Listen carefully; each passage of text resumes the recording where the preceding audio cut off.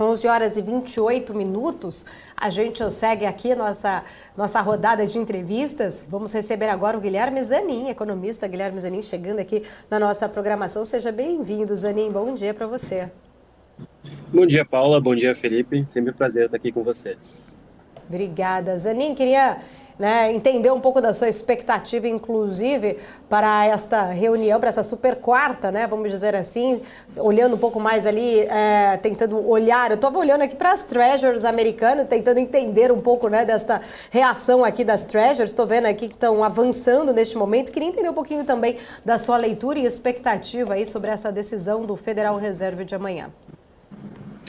Perfeito, Paulo. Eu acho que assim, o primeiro fator que as pessoas têm que entender é que os bancos centrais eles estão fazendo as partes deles em tentar controlar o problema de inflação e, obviamente, os gastos que foram realizados pré-pandemia.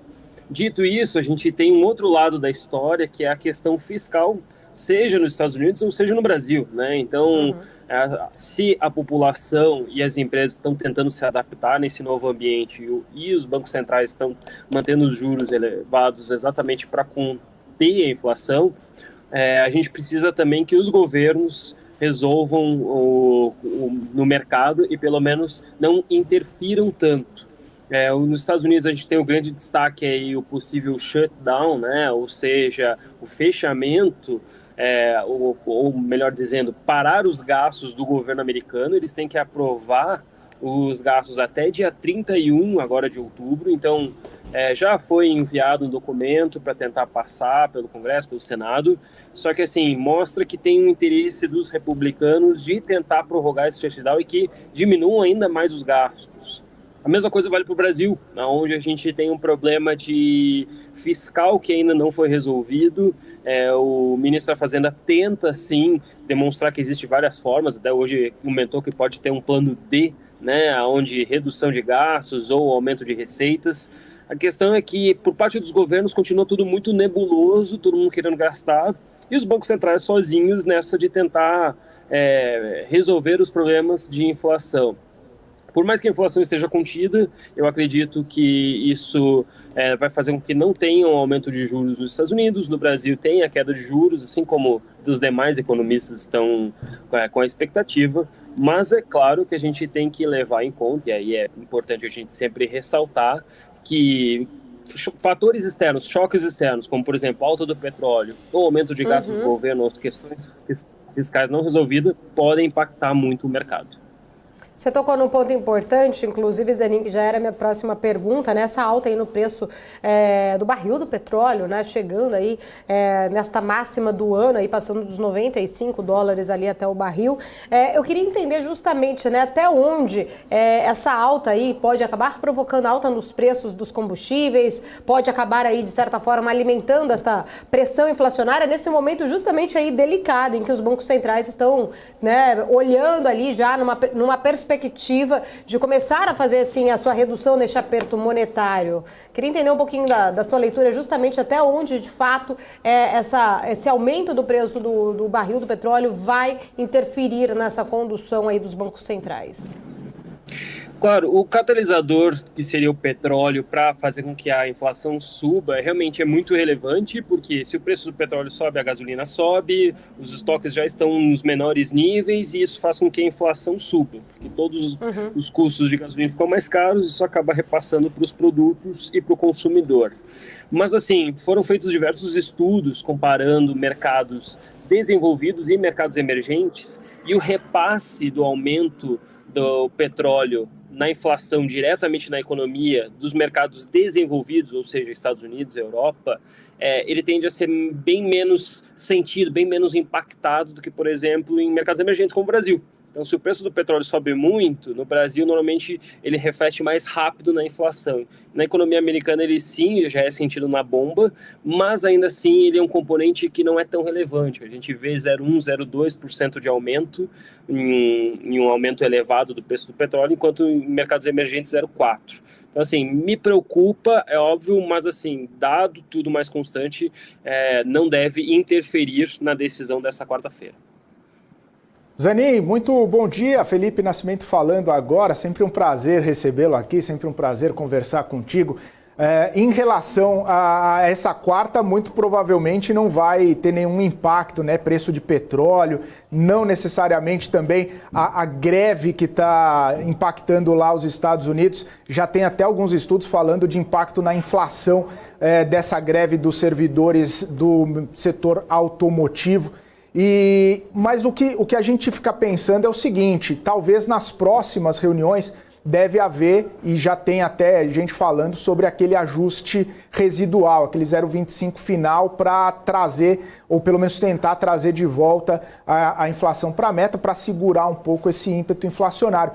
Mas a grande questão é se os preços do petróleo estão mesmo num patamar alto, de uma forma transitória, e a gente lembra, né, do transitório recentemente muito falado, né, e até que se tornou definitivo na questão inflacionária, se isso pode vir para ficar mesmo. A Yellen falou que não, que é um preço, é um choque temporário, que por conta de demanda, por conta de oferta, mas o mercado fica meio pé atrás, com a pulga atrás da orelha, quando muita gente começa a falar essa palavra novamente. Isso tende a, se não melhorar o preço, ou se não tiver nenhuma modificação nessa perspectiva, isso tende a trazer mais, de repente, um efeito psicológico do transitório e os investidores começarem a tomar algumas atitudes mais focadas para se proteger nesse ambiente? Felipe, eu acho que assim, a política monetária é executada principalmente com discurso e até menos com ação, né? Então, por mais que a gente não deva ver um aumento de juros, é óbvio que os bancos centrais vão manter aquele discurso mais hawkish, ou seja, que eles estão combatendo a inflação. E aconteceu isso na Europa e mesmo no Brasil, onde teria espaço para uma redução mais rápida do aumento de juros, a gente não está com esse problema solucionado, né?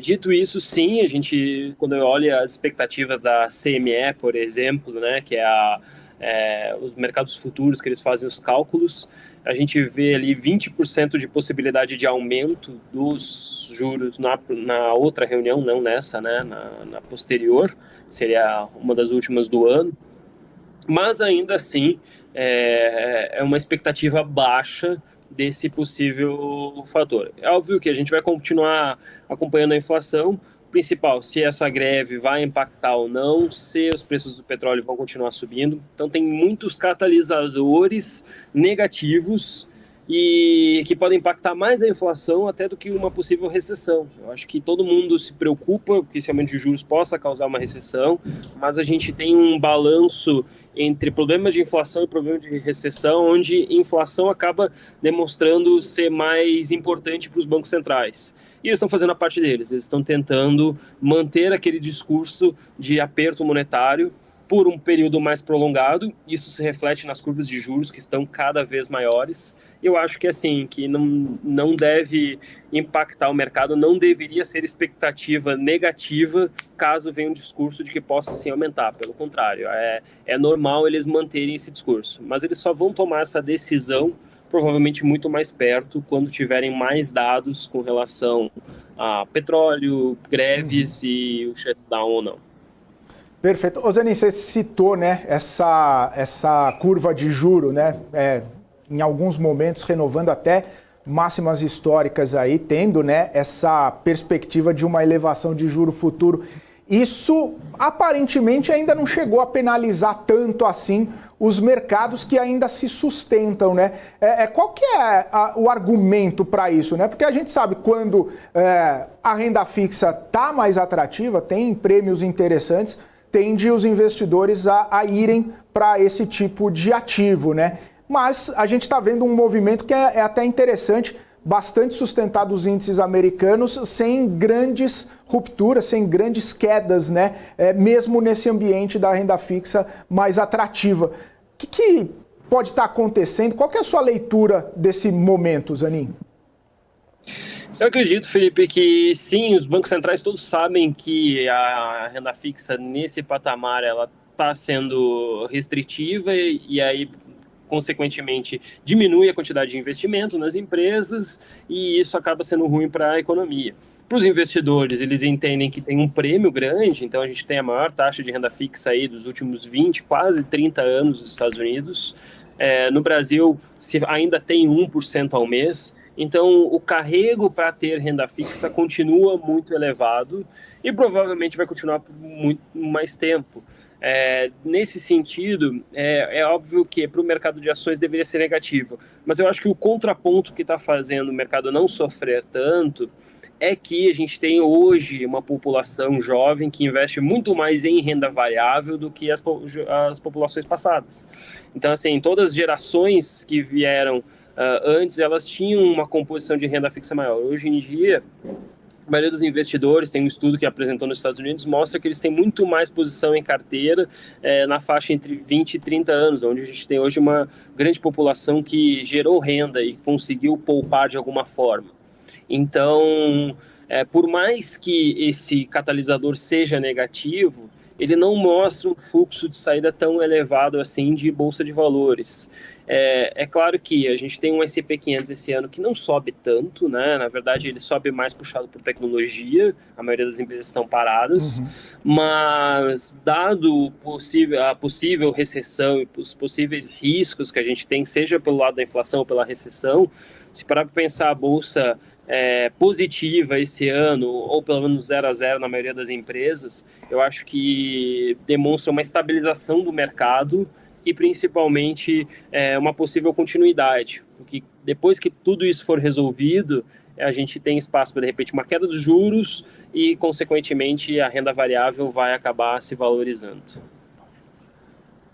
Zanin, você comentou, né, dessa movimentação toda puxada por empresas de tecnologia, e aí eu só queria sair um pouco do lado mais econômico para ir para o mercado, justamente nesse ambiente pós-IPO da ARM Holdings, né, que movimentou bastante o mercado, que mostrou um apetite, e agora a Instacart, não necessariamente com todo o apetite da ARM, mas mostrando que os IPOs podem voltar a gente pode voltar a ter uma janela de abertura de capital nos Estados Unidos com um apetite um pouco maior dos investidores. Isso acaba traduzindo um pouco esse momento que a gente está passando. Claro que Instacart não necessariamente é ligado à tecnologia, né? Aquela tecnologia raiz da ARM, mas está ligado ali, né? Com um aplicativo de delivery, né? Tipo um iFood, tipo um Uber, um Rappi ali da vida, mas mostrando esse apetite dos investidores. Como que está a sua visão para esse cenário? De repente a gente pode ver uma janela de IPOs voltando, esse apetite voltando, mesmo com o lado econômico, o lado de juro, inflação, nesses patamares que a gente está conversando? Perfeito, Felipe. Na minha visão, sim, a gente deve voltar a ver mais IPOs e, que nem falou, catalisadores como a ARM vindo com uma valorização de 20% pós-abertura, com preço teto elevado. Instacart, que já é uma empresa que é muito conhecida nos Estados Unidos e que já se falava há muito tempo de um IPO dela, e só estava se esperando uma janela de oportunidade relevante. As duas empresas vindo ao mercado e mostrando apetite dos investidores demonstra que sim, que a economia e que o mercado financeiro está se adaptando, mesmo nesse ambiente de juros elevados, as pessoas ainda estão investindo em bolsa e tem muitas oportunidades interessantes. Dito isso, eu acho que o grande destaque das duas empresas, e aí é o que chama mais atenção, é que a gente vê balanços mais robustos. A gente não está vindo daquela época de 2020, 2021, onde tinha um boom de IPOs de empresas que praticamente não tinham nem receita, muito menos lucro líquido ou fluxo de caixa positivo. E a gente vai para um novo mundo agora, onde sim, as empresas estão buscando pelo menos ter mais uma eficiência operacional. No Brasil, a gente se falava, por exemplo, de Nubank, onde veio com a IPO com um prejuízo e, de repente, hoje já dá lucro líquido. A mesma coisa com diversas outras empresas. Então, eu acho que o que diferencia daquela época de 2021, 2022 para os IPOs atuais é que, a partir do momento que a empresa vem a mercado, ela não pode se dar o luxo de vir a qualquer valuation. Ela precisa apresentar algum resultado, entregar números, e se ela vier entregando os números com bons resultados, consequentemente, o seu IPO pode sim ter bem mais sucesso, porque o mercado não vai aceitar desaforo, não vai aceitar empresa que não tenha números robustos. Zanin, ainda entrando aí nessa questão, né, dessa expectativa justamente aí pelas empresas de tecnologia. A gente até viu essas ações de tecnologia, acho que impulsionaram muito essa recuperação do mercado americano neste ano, né? Tanto isso que a gente vê que tornou-se aí, acho que cada vez mais caras essas ações aí durante todo esse processo. Só que olhando para um outro lado, até o Felipe, né, colocou ali uma provocação, quero entrar um pouco mais nisso, essa crescente expectativa, né, de que o Fed mantenha aí as taxas de juros elevadas por mais tempo, né? Isso pode, acho que, sufocar essas negociações aí dos papéis do setor, diminuir, de repente, aí, né, essa expectativa, essa perspectiva, inclusive até para os próprios índices americanos? Assim, Paulo, na minha opinião, e entrando até nessa provocação, né, acredito que sim, tem muitos papéis com valuations elevados e não faz sentido num momento de juros tão elevados assim. Obviamente que os investidores podem avaliar, poxa, as empresas de tecnologia, diferente do passado, da crise de 2001, todas elas têm fluxo de caixa positivo, apresentam grandes retornos, receitas elevadas, mas ainda assim estão com valuation elevado, né? E dinheiro não aceita desaforo. Nesse sentido, eu acredito que a gente pode ter uma rotação maior, onde a gente vê small caps e empresas de valor se valorizando mais, enquanto empresas tech não necessariamente caindo, mas pelo menos se mantendo mais estáveis. Porque mesmo que elas cresçam no ritmo que elas estão crescendo, ou até pré-pandemia, num ritmo mais elevado, ainda assim, para chegar nos valuations que elas estão e chegar num valor considerável, elas precisariam provavelmente ficar muito tempo estáveis. Então, na minha opinião, eu acho que não que isso vá trazer ou ser um efeito negativo para a Bolsa de Valores, mas eu acho que sim, uma rotação de empresas deveria acontecer e tem muitos negócios muito bons que hoje negociam, pagam dividendos elevados, que têm fluxo de caixa positivo muito acima da taxa de juros dos Estados Unidos. Esses sim podem ter um potencial de se valorizar ainda mais, dado que essas outras empresas já andaram e o mercado hoje está escolhendo o que prefere, renda fixa ou boas empresas com bons fluxos de caixa. Ô Zanin, tem uma terceira opção aí, além de boas empresas com bom fluxo de caixa ou até mesmo renda fixa, que a gente até tem trazido essa provocação do Ray Dalio falando que não está olhando muito para os bonds, né, nesse momento, muito para as treasuries, na verdade, nesse momento, está preferindo caixa, né?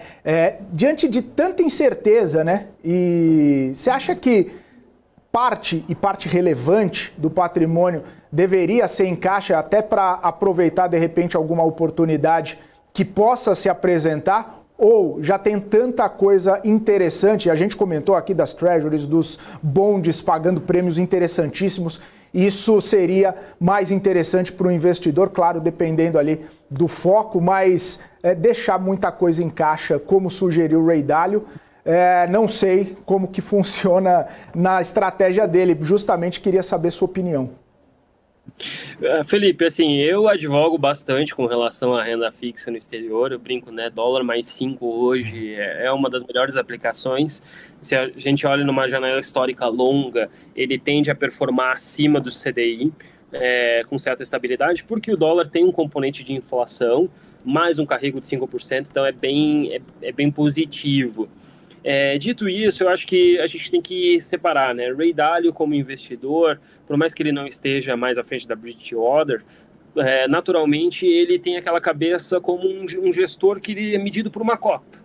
E se essa cota vai mal, né, a gente até brinca, né? O gestor é tão bom quanto a última cota dele. Se a última cota dele for negativa, ele vai sofrer. Então, assim, ele está pensando com uma cabeça onde ele está preocupado com possível risco de recessão ou com um aumento da inflação, uma perenidade dela, onde os juros vão ficar mais elevados. Então ele pensa assim, será que eu vou comprar bonds, que seja renda fixa, principalmente de médio e longo prazo, ou renda fixa de curto prazo? Quando ele fala caixa, é curto prazo, tá? Ele não está dizendo para deixar o dinheiro totalmente parado, mas sim colocar naquele dinheiro onde você tem uma aplicação de curto prazo e ele vai render um pouco. Só que hoje o curto prazo está pagando 5% em dólar, e enquanto o longo prazo está pagando entre 4% e 7%. A questão o longo prazo ele tem um componente de volatilidade muito grande. enquanto no curto prazo, dado todo esse nível de incerteza com relação, seja à recessão ou à inflação, ele está pagando entre 4 e 7. Será que vale o risco de você sofrer tanto, de repente, com essa volatilidade e de repente, a sua cota sofrer, né, o seu resultado, o seu patrimônio sofrer, se você pode ganhar 5% no curto prazo? Eu acho que faz sentido, sim, na cabeça dele, mas para aquele investidor de longo prazo, para aquela pessoa que tem um recurso e que está aqui pensando daqui a 5, 10 anos, na minha opinião, eu acho que vale sim bonds, ou seja, renda fixa de média e longa duração, porque provavelmente a gente não vai ver essas taxas nos próximos 5 anos. Talvez no próximo ano, sim. Mas, assim, enquanto quem puder comprar hoje renda fixa pagando 4%, 5%, na minha visão, provavelmente ela vai cair a 2% no futuro, 3%. Travamos aí o sinal do Zanin. Agora sim, pronto, Zanin. Não, congelou aqui a tela, deu uma frisada, mas está tudo certo. Pode concluir, por favor. Não, só concluindo, eu acho que para o investidor de longo prazo, que tem um carrego, que pode aproveitar esse título, ele com certeza vai se beneficiar, porque a taxa provavelmente uma hora vai cair, e aí quem tiver ele vai conseguir ter um bom ganho. Tá certo. Guilherme Zanin, sempre muito bom falar contigo aqui na nossa programação. Obrigada sempre por apoiar também, sempre trazer a sua visão aqui pra gente. Até uma próxima oportunidade. Obrigado, Paula, Felipe, sempre prazer estar aqui com vocês. Sou um fã desde o início. Obrigada. E um grande abraço. Obrigada, grande Guilherme Zanin. Abraços, até mais.